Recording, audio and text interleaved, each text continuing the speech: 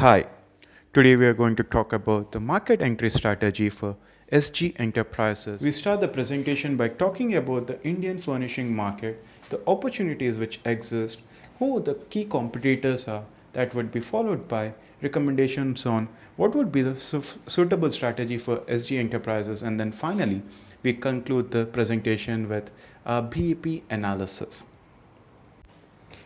If we look at the Indian furnishing market, it is one of the fastest growing furnishing markets across the globe.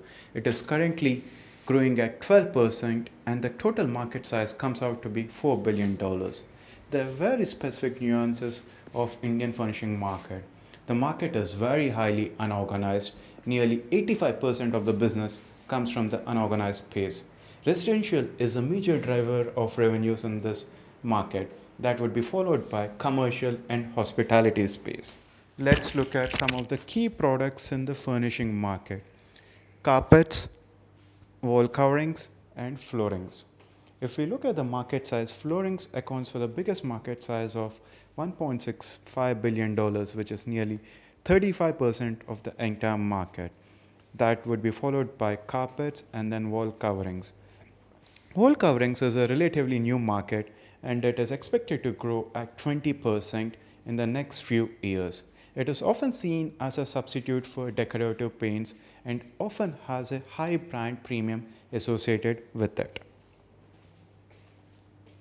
If we look at the entire value chain, retailers enjoy significantly higher margins compared to other stakeholders in the value chain.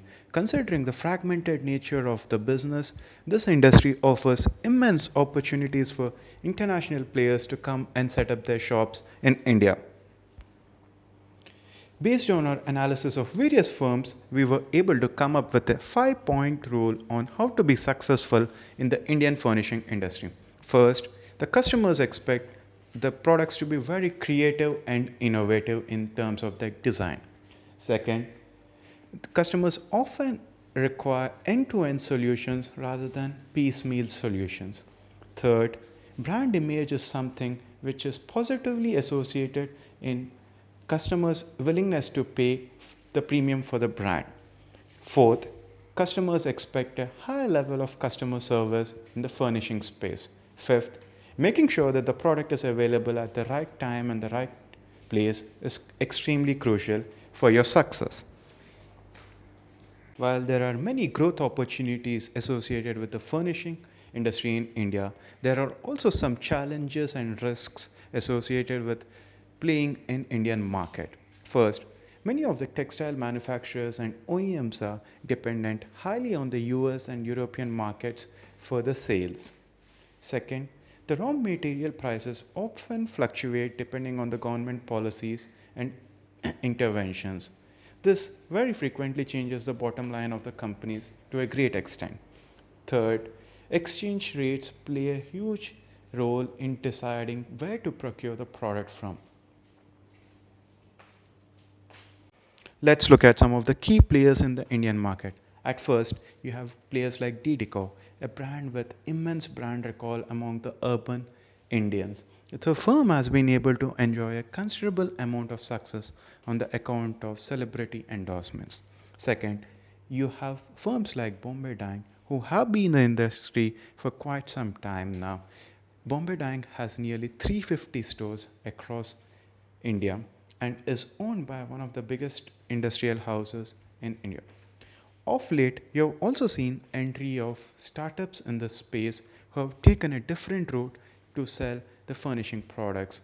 One of the most successful startups in the furnishing space is Fab Furnish, which has gone the e-commerce way and has been able to establish somewhere revenues around 20 million in 2 years of its launch. We evaluated the firm's entry into Indian market on 5 parameters: customers, sourcing, channels, people and governance, and services to come up with a recommendation. First, when it comes to furnishing, internal furnishing to a large extent is still restrained to high-end space. Our recommendation for the firm would be to pursue the hospitality chains with whom we already have established relationships across the globe. After the hospitality, we should target the commercial space that should be followed by the residential customers. But we need to keep in mind in both these segments, architects and interior designers hold a lot of value in influencing the purchasing decisions of our customers. We need to have a sales force in place who is able to go ahead and build relationships with these interior designers, architects, and builders. When it comes to sourcing, we have one of the best supply chains in the industry.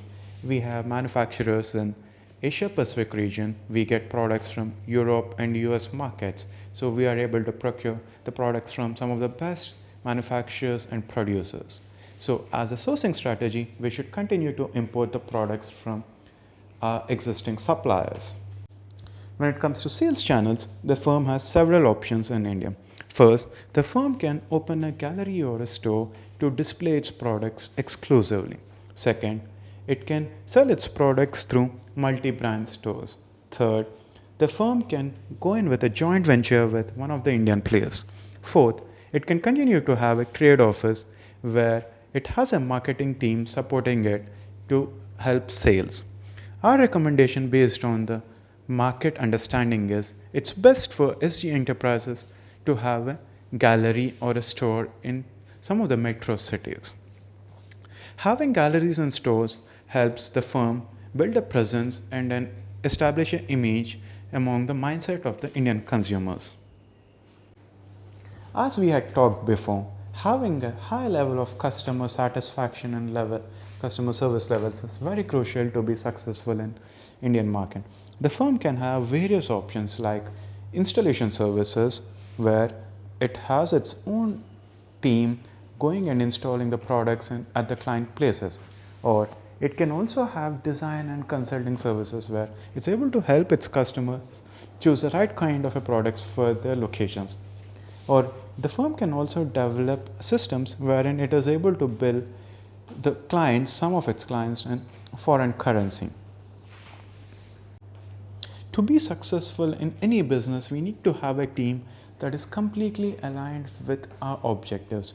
We would recommend SG enterprises to have a people management and a governance model to resolve many of the conflicts that exist between its regional employees and its headquarters employees. First, we would recommend a person from headquarters to be stationed in Indian office to understand what are the challenges that exist in the Indian market. At the same time, also communicate to the Indian teams what are the objectives of the headquarters. The senior management needs to have a clear sense of direction for the Indian market where they set long-term and short-term objectives, where this is communicated with the team to understand where the firm is headed to. This should be followed by identifying and resolving any operational challenges that might exist in the current operations. Then we also need to look at the incentive scheme and see if at all we have levers in place which incentivize or reward people for displaying exceptional customer service and compliance with the company policies. Finally, we also need to make sure that people are supported by training and through trainings and workshops to ensure that they are able to deliver on their jobs. To sum it up all, we have divided the entire strategy into two phases. First, we would want to understand who the target customers and continue to build relations with them. Second, we would continue to source a product from our existing suppliers. Third, we identify places and locations where we can open up exclusive stores to push our products. Afterward, we also look at providing additional customer services for our customers. And finally, resolving the conflicts or having a proper governance model in place for our employees. We were able to do a financial analysis to evaluate the viability of our model. We realized that looking at the current expenses and the kind of a potential revenues we have in the Indian market, opening up a store in a metro city like Delhi in a posh location, we would be able to break even in 3 years. And this would also additionally bring in benefits of spillover effects which would carry on to our B2B markets as well. Using the BEP framework, we were able to objectively evaluate the strategy which we had recommended to SG enterprises. During the analysis, we had discovered that Some of the benchmarks which SG Enterprises holds internationally might not be applicable for its Indian practice.